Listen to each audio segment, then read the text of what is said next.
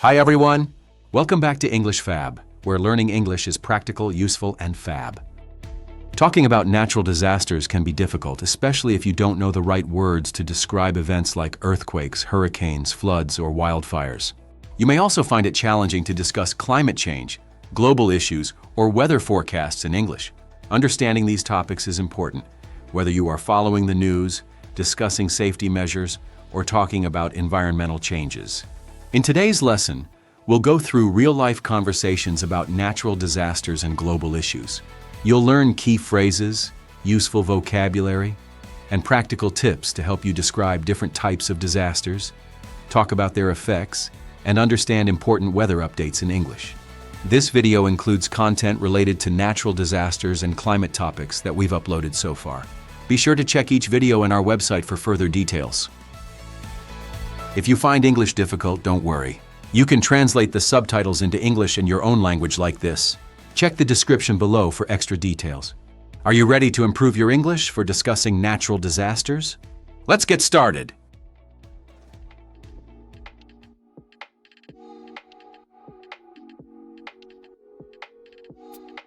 Have you seen the news about the wildfires in the West? Yeah, it's devastating. The images of the burned forests and towns are heartbreaking. I know. They said this is one of the worst wildfire seasons in decades. The dry weather and high winds just made it so much worse. It's scary how quickly they spread. Entire communities had to evacuate with barely any notice.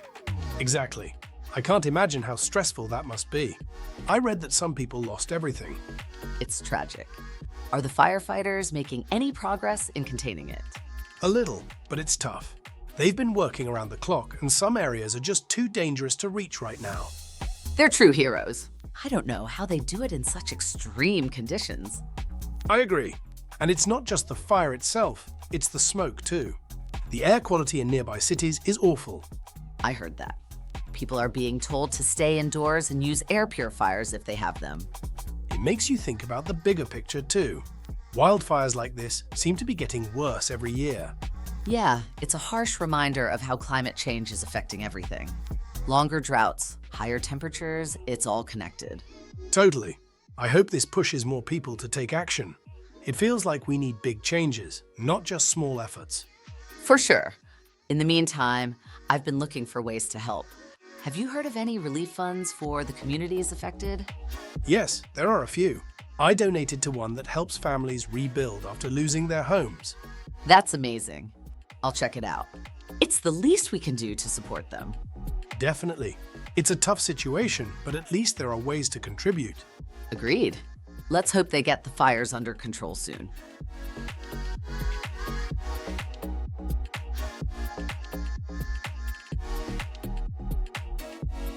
Hey, Taylor. Did you hear about the earthquake that happened last night? Yeah, I saw it on the news this morning. It was pretty intense. They said it was a 6.5 magnitude. That's pretty strong. Was there a lot of damage? Thankfully, no major damage in the city center, but some older buildings in the suburbs were affected. Were there any injuries? A few minor injuries, but nothing too serious according to the reports. That's a relief. Do you know where the epicenter was? It was about 30 miles north of the city. The tremors were felt here, but they weren't too strong. I actually woke up when it happened. My whole bed was shaking. Same here. It's such a strange feeling. Did you know what to do? Kind of. I stayed in bed and covered my head with a pillow. What about you? I got under my dining table. They always say to drop, cover, and hold on during an earthquake. Yeah, that's what I've heard too. I think we should have an emergency kit at home, just in case. Definitely. It's always good to be prepared. You never know when another one might happen. True. I'm glad this one wasn't worse though. Me too. Let's hope the aftershocks aren't too bad. Yeah, fingers crossed.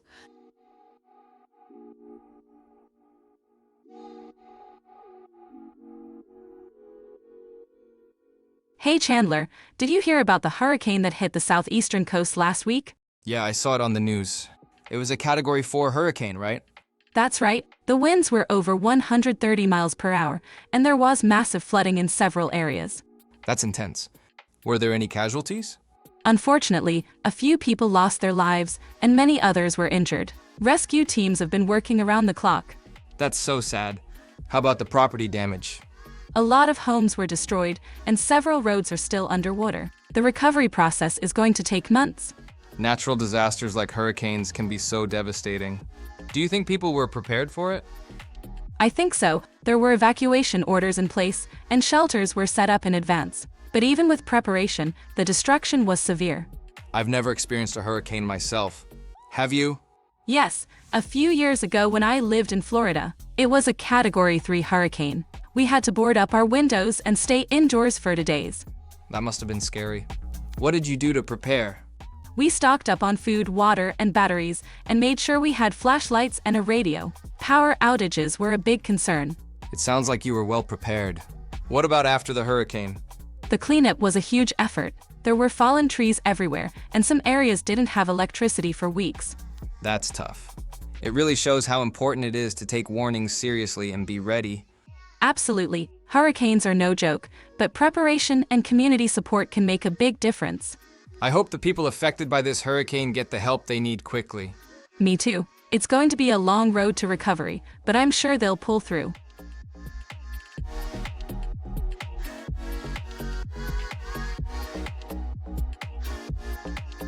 Hi, Micah. Have you ever experienced a typhoon before? Yes, I have. Growing up in the Philippines, typhoons were a regular part of life. Some seasons were particularly challenging. What about you? I've never been in a typhoon, but I've read about their devastating effects, like flooding and strong winds. How do people usually prepare for them?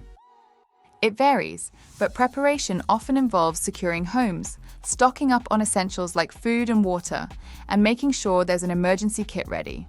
Evacuation plans are also critical for areas prone to severe flooding. That makes sense. I imagine the local government plays a big role in issuing warnings and coordinating evacuations, right? Absolutely. In many countries, weather agencies track storms and issue early warnings. They also provide updates on the storm's path, so people can take necessary precautions. What happens after the typhoon passes? Recovery must be a long process. It is. Communities often work together to clean up debris and rebuild. Governments and NGOs usually step in with aid and resources to help affected areas recover. It's amazing how resilient people can be. Thanks for sharing your experience, Micah. Anytime, Casey. It's important to spread awareness about these natural disasters and how to stay safe.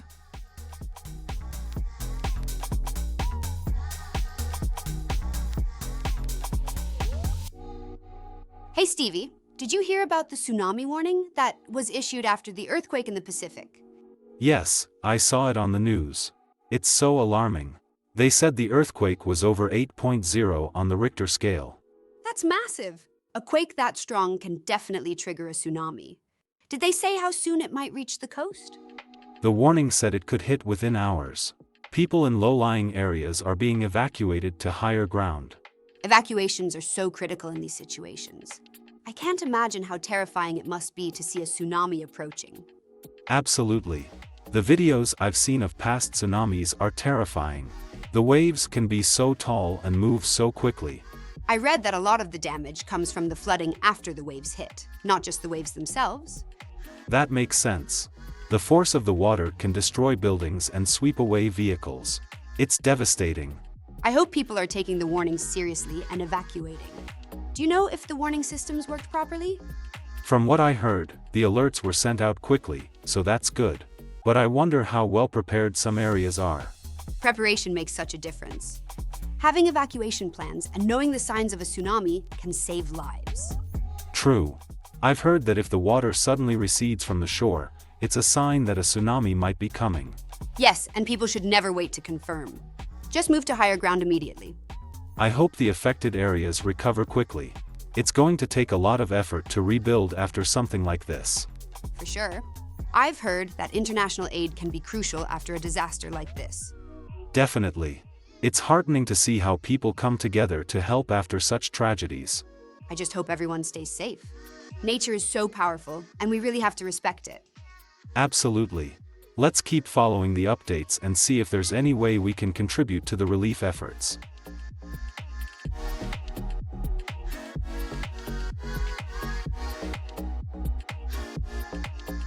Hey Stevie, did you see the news about the flooding downtown? Yes, it's terrible. The river overflowed after all the heavy rain last week. Some streets are completely underwater. I heard that too. A lot of businesses had to close, and some homes were evacuated. It's such a tough situation. Were there any injuries? Thankfully, no major injuries, but a lot of people had to be rescued from their homes by boat. It's scary how quickly floods can happen. Do you know if the area had any flood warnings? They did issue warnings, but some people didn't think it would get this bad. The rain just didn't stop for days. I can't imagine how stressful that must have been. Were any shelters set up for people who had to evacuate? Yes, there are a few community centers offering temporary housing. Volunteers have been helping out with food and supplies. It's great to hear that people are helping. Still, the damage will take a long time to repair. Definitely. Some areas might need weeks or even months to recover. Have you ever experienced a flood? Once, when I was a kid, it wasn't as bad as this, but our basement got flooded, and we lost a lot of stuff. That sounds stressful. What did your family do? We had to pump the water out and clean up for days. After that, my parents made sure we were better prepared, like keeping valuables off the ground and having sandbags ready. That's smart. I think it's a good reminder for everyone to have an emergency plan. Absolutely. Floods are unpredictable, and it's always better to be prepared. I hope the people downtown get the help they need soon. Me too. It's a reminder of how important it is to take flood warnings seriously.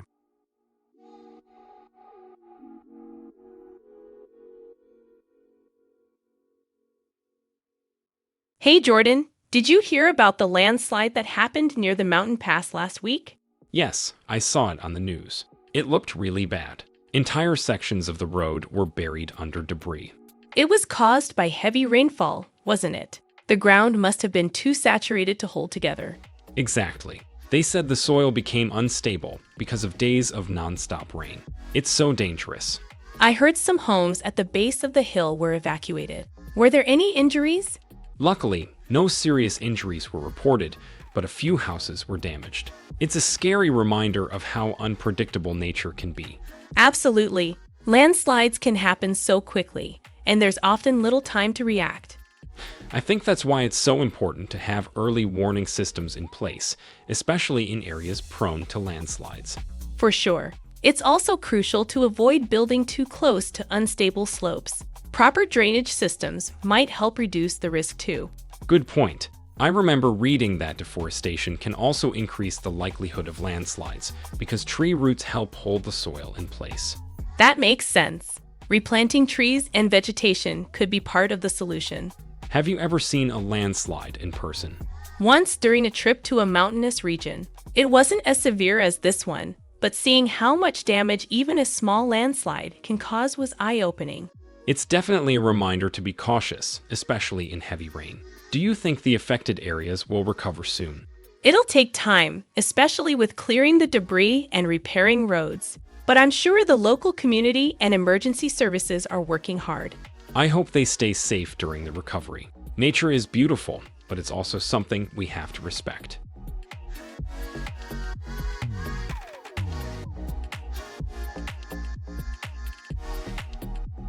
James, did you see the report on climate change yesterday? It's so alarming how fast the planet is warming. Yeah, I did. It's hard to ignore at this point. The extreme weather events lately are just one example of how serious it's getting. Exactly. It makes me wonder if we're doing enough as individuals to help. Have you tried anything to reduce your carbon footprint? I've started biking to work instead of driving, and I've cut down on single-use plastics. What about you? That's great. I've been trying to recycle more and support local farmers to reduce food miles. Small changes, but I hope they make a difference. Every little bit helps. But honestly, I feel like real change needs to come from governments and big corporations. You're right. Policies and regulations have such a huge impact. Have you heard about the renewable energy initiatives some countries are adopting? Yes, and they're really promising. Switching to solar and wind power could make a huge difference in reducing emissions. I agree. But then there's also the issue of water scarcity. I read that millions of people still don't have access to clean drinking water. That's heartbreaking. It's a reminder of how interconnected global issues are. Climate, resources, inequality, it's all linked. Exactly. I think awareness is key. The more we talk about these issues, the more people will feel inspired to act. Absolutely. It's up to us to stay informed and do what we can, while also pushing for systemic change. Agreed. Let's keep these conversations going. It's one small step toward making a difference.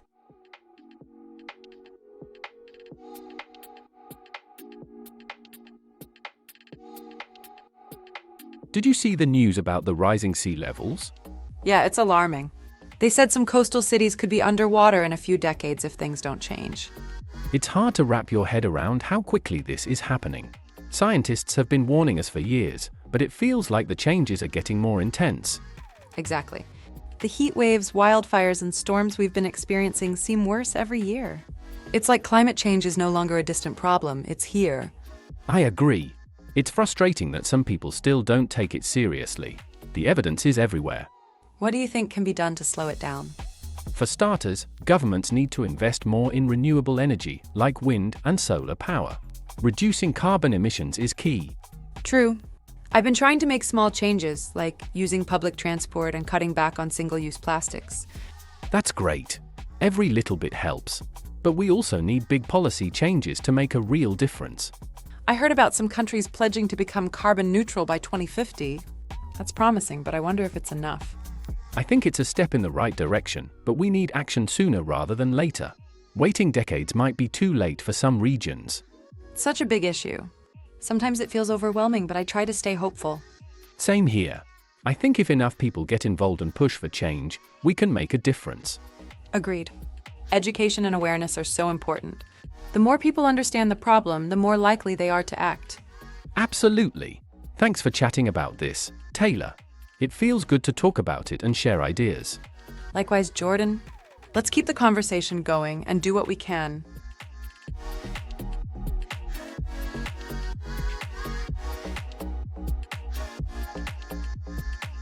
Good evening, and welcome to your local weather update. Here's what you can expect in the coming days. Tonight, clear skies will dominate the region, with temperatures dipping to the upper 40s. It will be a cool and calm evening, perfect for stargazing or enjoying a brisk walk.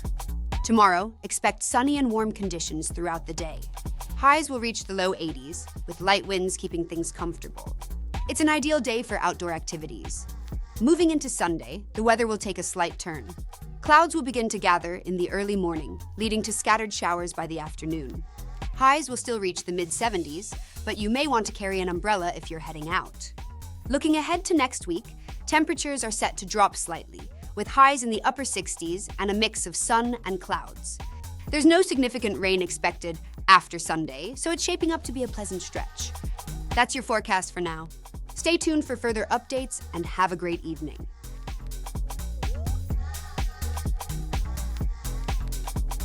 Did you see the forecast just now? Yeah, I did. Tomorrow sounds amazing, sunny and warm with no rain. I know. I'm thinking we should take advantage of it. Maybe go to the park or have a barbecue. That's a great idea. I could bring some snacks and drinks. What about Sunday, though? Looks like it's going to rain in the afternoon, so we might need a backup plan. How about visiting that new art exhibit downtown? It's indoors, and I've been meaning to check it out. Perfect. We'll keep it flexible in case the rain clears up earlier than expected. Good plan. I'll double-check the forecast tomorrow morning, just to be sure. Sounds like a deal. Let's make the most of the sunshine tomorrow and have a relaxed indoor day on Sunday. Agreed. I'll get things ready for the barbecue. Great. It's going to be a fun weekend no matter the weather. That's it for today's lesson. We covered key phrases and practical tips to help you talk about natural disasters, weather emergencies, and global issues in English. Whether you're discussing earthquakes, hurricanes, wildfires, or climate change, these phrases will help you communicate clearly and confidently in real-life situations. Understanding these topics is important, especially when watching the news, discussing safety measures, or sharing information with others. Keep practicing by listening to weather reports, reading articles about climate change, or discussing these topics with friends.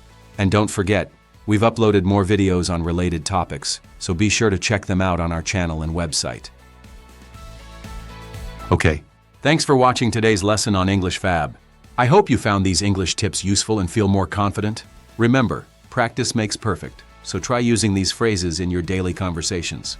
If you enjoyed this video, don't forget to give it a thumbs up, share it with your friends, and subscribe for more Fab English lessons. Until next time, keep practicing and stay fab.